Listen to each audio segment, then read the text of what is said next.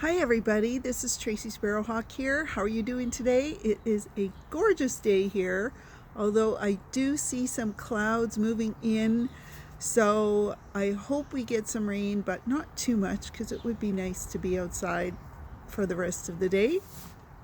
Anyway, if you are new to my channel, welcome. Thank you for joining, and I hope you stick around to the end. I just wanted to hop on with a quick question for you.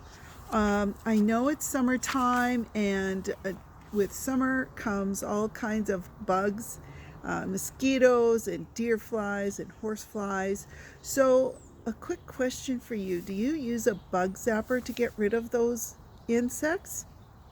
A lot of people do, and I just want to share with you some tips on why you might not want to use a bug zapper and what you can do instead. So I didn't know this. I got an email. The reason I'm doing this video is because I received an email from Dr. Josh Axe, and he's a big holistic living and essential oil guy, and I'm on his mailing list, and he sent this email about bug zappers, and I thought, oh, that's pretty interesting. I didn't realize the reasons why you don't want to use a bug zapper. And he gave a little history too, which I thought was also interesting, that they were introduced, or the idea was floated around by Popular Mechanics in 1911. But it was thought that at that time it would be too expensive to make something like this. And in 1932, it was patented. The first bug zapper was patented. And then 2 years later, somebody from the University of California, a professor there, a professor of parasitology. I didn't know there was such a degree, but apparently there is. Anyway, he introduced the first bug zapper, and it caught on from there. And now they're pretty common. They're pretty cheap. You can find them everywhere. They may be known as an electrical discharge insect control system. They might be known as an electric insect killer, and they could be an insect electrocutor trap. So those are some other names that you might see a bug zapper go by. Now, while they seem to be doing their job, really they don't work. And there's been some studies done that show that while they are zapping bugs, they actually kill more beneficial bugs than get the bugs that we don't want, that are bothersome. And they actually work to attract more mosquitoes into your space. So, but then they don't do the job and actually kill them. The types of beneficial bugs that they seem to be killing more often are beetles, moths, ants, midges, parasitic wasps that actually help control other bugs. So while we think they're doing their job, getting rid of the bugs we don't want, they're actually not. And some zappers, I guess, can emit a carbon dioxide that helps attract mosquitoes. So if you have one of those bug zappers, mosquitoes don't like that type of carbon dioxide. They actually prefer the natural form that are emitted by people and animals. So, and another reason, and this is kind of gross, I didn't really think about this, but if you're sitting near a bug zapper and the bugs are being electrocuted, they're actually spraying their guts and stuff all in the area. It travels in the air. So you're getting these microscopic beads of bug guts, and could be bacteria.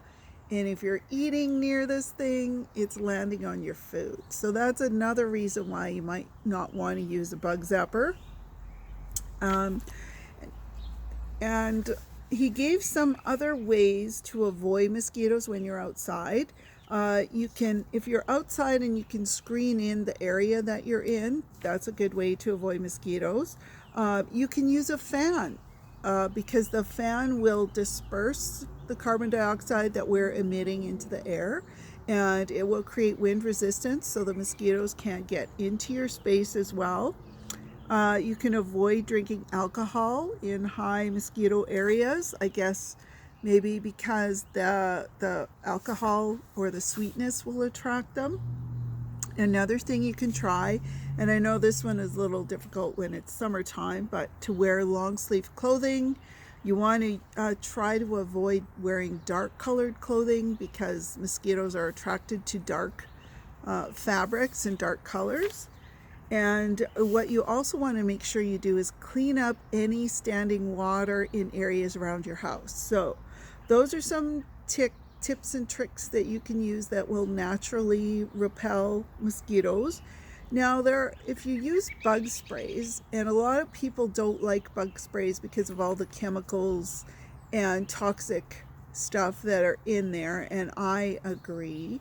You can make your own bug spray with essential oils, and I have a little recipe here that I found that I'm going to try myself, and I'll have to report back any results. But if you try this, let me know if it works for you.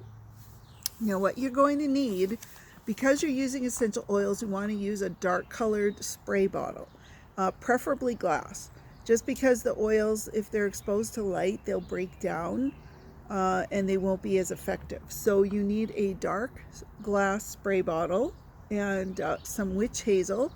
But what you want to do is you want to add 10 drops each of lemon essential oil, lavender essential oil, tea tree or melaleuca essential oil, a peppermint if you have it, and another blend that I have in my stash is called Warrior Blend, and this is like a blend of cloves and cinnamon and frankincense, and it's a really nice blend. And mosquitoes will not like this stuff, so they'll stay away from it. And the great thing is that you have, because it's natural, you can reapply it as often as you need.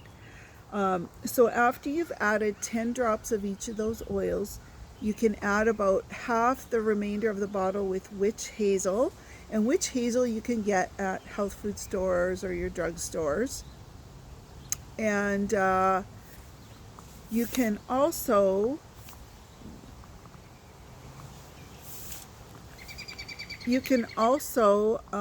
finish off the bottle with water. So that's your recipe, and if you have another recipe that works for you, leave it in the comments below. I'd like to collect some other things, and I hope you got some value from this video. Feel free to share it, and I will see you again on the next video. Bye.